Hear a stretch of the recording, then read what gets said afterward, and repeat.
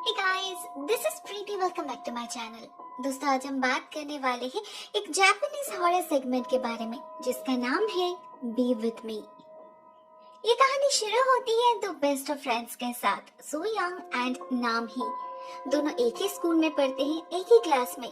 दिन में ज्यादातर समय एक साथ ही बिताते हैं दोनों। इनफैक्ट उनकी दोस्ती देखकर तो कई लोगों को शक भी होता है कहीं ये दोनों सीक्रेटली डेट तो नहीं कर रहे। एक दिन क्लास के वक्त उनकी टीचर नोटिस करते हैं नाम ही सो रही है। ऊपर से उसने यूनिफॉर्म के बदले कुछ और ही पहन रखा है। वो तो नाराज हो जाते हैं, काफी डांटते हैं नाम ही को, मगर सुयू उन्हें ये कहकर शांत करती है कि नाम ही की तबीयत ठीक नहीं है, उसे बुखार है, इसीलिए उसने जैकेट पहना है।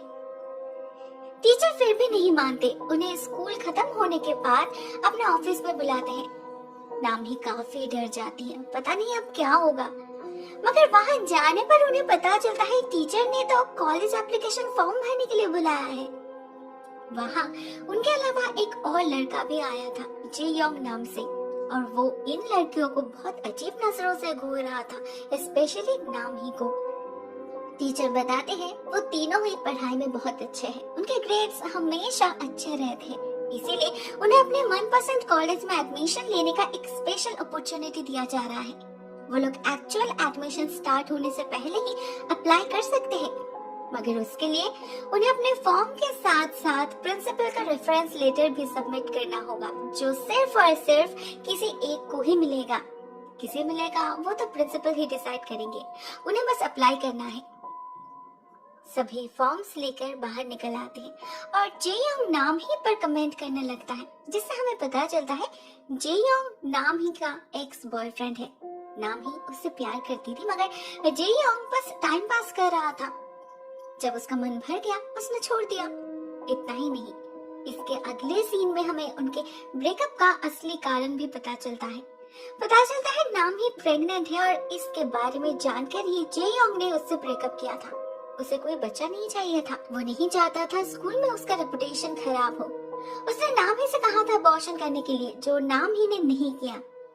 अभी पिछले कुछ दिनों से उसका बेली पंप शो करने लगा है, इसीलिए सभी को लग रहा है कि उसने वेट पुट ऑन किया है। इवन जे योंग को भी यही लग रहा था। उनके नजरों से बचने के लिए ही नाम ही को इतनी गर्मी में भी जैकेट पहनना पड़ रहा है। उसे नहीं पता आगे वो कैसे मैनेज कर पाएगी, कैसे छुपाएगी इस बच्चे को।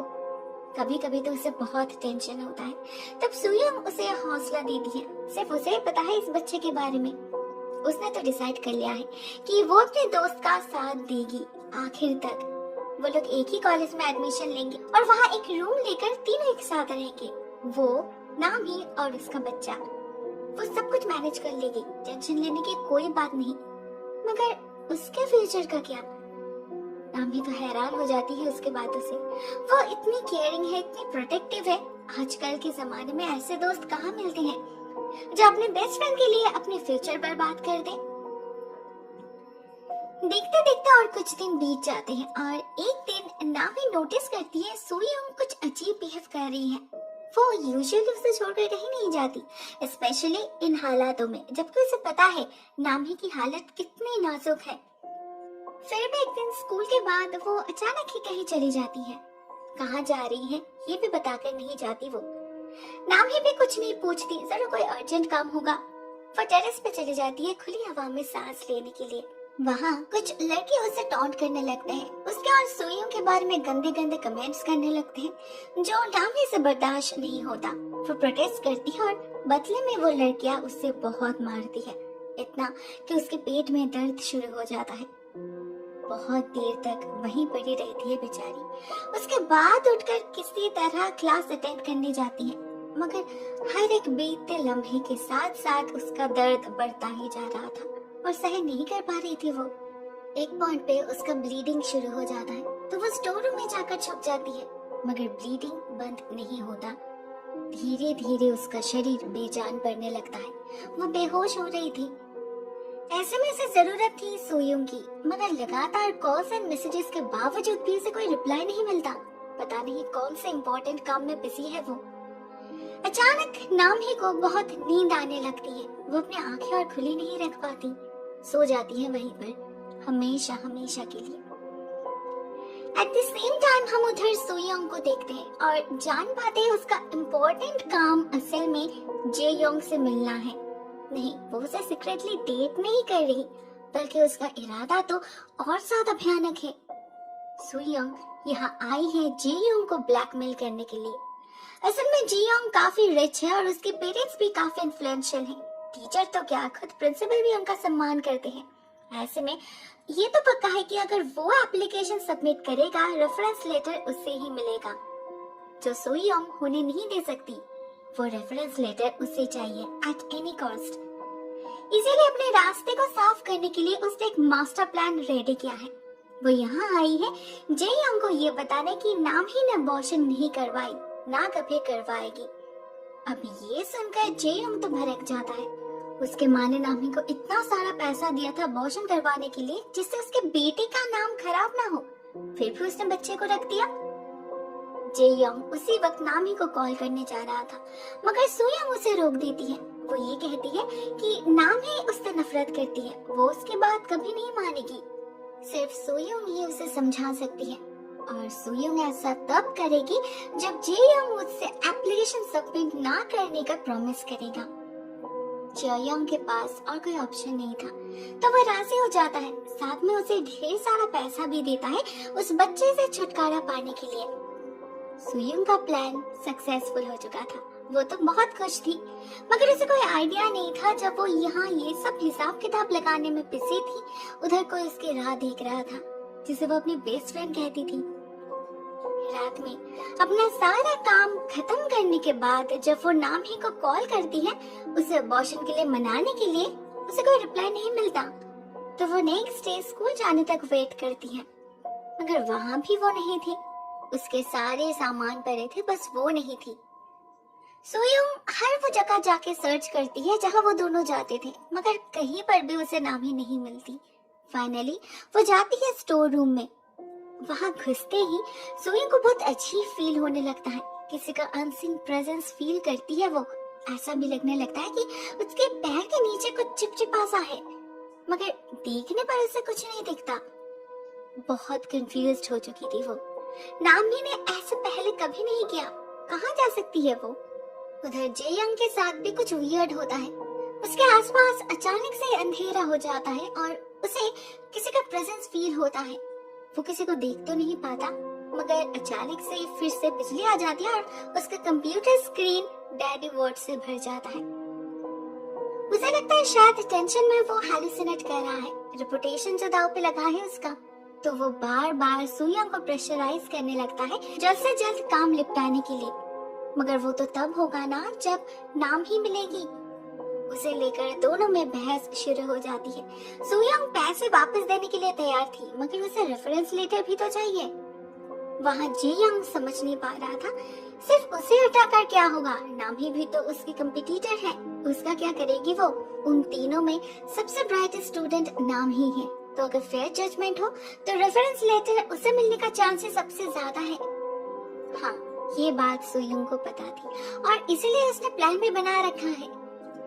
वो प्लान सुनने के बाद जेयोंग तो हैरान हो जाता है, और हम भी। वो जो कहती है उससे उसका ट्रू कैरेक्टर बाहर निकल आता है। हम समझ पाते हैं वो एक्चुअल में कितने सिनिकल है। वो कहती है कि वो स्कूल में सोयोंग की प्रेगनेंसी वाली बात फैला देगी, और उसे नहीं लगता इसके बाद वो अप्लाई करने लायक रहेगी। मतलब उसके दिल में ये है, वो दोस्त के नाम पे धोखा दे रही है अपने बेस्ट फ्रेंड को। खुद जेयोंग उसके बातों से हैरान हो चुका था। मगर बात यही नहीं रुकती, दोनों में कहासुनी बढ़ने लगती है और एक पॉइंट ऐसा आता है जब ये हाथापाई में बदल जाती है। जेयोंग बहुत मारता है सोयोंग को, और सोयोंग उसके हाथ से बचने के लिए उसके पैर में एक पेन घुसा देती है। फिर भी जेयोंग उसका पीछा नहीं छोड़ता। उन्हें ख्याल नहीं रहता वो लोग टेरेस के बिल्कुल साइड से गुजर रहे हैं, एक बहुत ही नैरो पैसेज वे से, जहाँ से सोयोंग तो गिरते पड़ते गुजर जाती है, लेकिन जेयोंग नहीं। वो बैलेंस नहीं रख पाता और टेरेस के रेलिंग से बहुत ही डेंजरसली लटकने लगता है। सोयोंग ही सिर्फ उसकी आखिरी उम्मीद थी, आसपास और कोई नहीं था। पूरा स्कूल बिल्डिंग ही खाली हो चुका था तब तक, तो उसे मजबूरन सोयोंग से ही मदद मांगना पड़ता है। लेकिन सोयोंग उसकी कोई मदद नहीं करती वो बस देखती रहती है और कुछ देर बाद जेयोंग का शरीर जमीन से जब टकराता है उसकी आवाज भी सुनती है वो, मगर करती कुछ नहीं। टेंशन और एक्साइटमेंट में उसकी तबीयत भी खराब होने लगी थी, तो वो भागती है वॉशरूम की तरफ, मगर वहाँ तब कुछ और ही चल रहा था। कुछ लड़कियां तब भी स्कूल में थी और वो लोग मिलकर बहुत देर से एक दरवाजा खोलने की कोशिश कर रहे थे बाथरूम में, जो अंदर से लॉक्ड था। पानी की आवाज भी आ रही थी, मगर बहुत बुलाने पर कोई बाहर नहीं निकल रहा था। जैसे सुयुंग आसपास आ पहुंचती है, वही दरवाजा अपने आप ही खुल जाता है और अंदर की हालत देखकर सभी डर के मारे भाग निकलते हैं। सुयुंग को इसी बाथरूम से फोन की रिंग सुनाई देने लगती है, तो वो अंदर जाती है और अंदर उसे मिलता है नाम ही का फोन। साथ में उस जगह की हालत देखकर वो भी चौंक जाती है। वहाँ हर जगह खून लगा था, फ्लोर पे, दीवार पे, सीलिंग पे। ऐसा लग रहा था जैसे खून की बारिश हुई होगी। अचानक पूरे कमरे में बच्चे के रोने की आवाज गूंजने लगती है। कोई सुयोंग को बुलाने लगता है। सुयोंग से और सही नहीं होता, वो भागने की कोशिश करती है मगर गिर जाती है और उसे सामने दिखती है नाम ही की आत्मा। नहीं, वो सुयोंग को डराना नहीं चाहती थी, ना उसके दिल में कोई नफरत थी। वो तो बस सच्चाई बताने आई थी, उसे एहसास दिलाने आई थी कि उसके पीठ पीछे इतना कुछ करने की जरूरत ही नहीं थी, क्योंकि वो अगर एक बार कह देती तो नाम ही खुशी खुशी पीछे हट जाती, क्योंकि उसके लिए सुयोंग इस सब से कई ज्यादा इम्पोर्टेंट है। उसकी तरह दोस्ती के नाम पे उसने मुखौटा नहीं पहना था, ना उसके दिमाग में एक बार के लिए भी उससे compete करने का ख्याल आया। वो तो बस साथ रहना चाहती थी, जो अभी वो रहेगी हमेशा हमेशा के लिए। फिल्म के एंडिंग में हम नाम ही को अकेले बैठकर अपना एप्लीकेशन फॉर्म भरते हुए देखते हैं। हाँ, अभी उसका और कोई कंपटीटर नहीं है। रेफरेंस लेटर श्योरली उसे ही मिलेगा, मगर फिर भी वो खुश नहीं थी। उसके दिल में वो सुकून नहीं था। एक गिल्टी फीलिंग अंदर ही अंदर उसे खाई जा रही थी। उसके कारण 2 इंसान की मौत हुई थी। भले वो डायरेक्टली रिस्पॉन्सिबल नहीं थी, मगर फिर भी इन्हें वो कैसे भुला पाएगी। उसे पछतावा भी हो रहा था, क्यों उसने नामी का साथ छोड़ा। वो तो बस साथ रहना चाहती थी ना, बिल्कुल ही इनोसेंट थी वो। सभी ने उसे धोखा दिया, आखिर उसकी तो कोई गलती ही नहीं थी। कुछ ही देर में सुयोंग को एहसास होता है और वो अकेली नहीं है, नाम ही है उसके साथ। भले वो कॉलेज नहीं जा पा रही है, मगर सुयोंग जा रही है, यही उसके लिए अनफ है। वो खुश है। वैसे भी अभी जहाँ सुयोंग जाएगी, नाम ही भी जाएगी उसके साथ। लेकिन क्या सुयोंग से ये कांस्टेंट कंपनी सहन होगी? God knows. दोस्तों, ये कहानी यहीं पर एंड हो जाती है। ये एक फ्रेंडशिप की कहानी है, साथ में बिट्रेयल की भी।